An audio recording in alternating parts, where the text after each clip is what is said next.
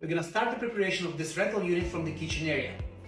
Boris, what do you think? Should we replace this kitchen or should we work with what we have?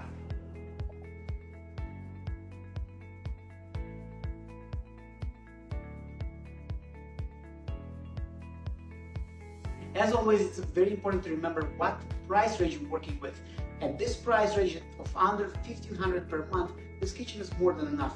We definitely have to work with it a bit. We'll have to paint the cabinets, we'll have to replace the handles and make some touch-ups, like for example here where it needs some fixing. But otherwise, after we're gonna do all of that, the kitchen will be perfect for that unit.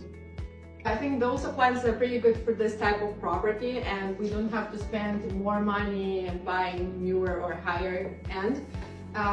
Those have been professionally cleaned and ready for next tenant. This wall right here looks pretty ugly. You can see that the workers started to touch it up already, but it still have to be patched and painted, as every tenant will appreciate the smell of fresh paint and clean walls.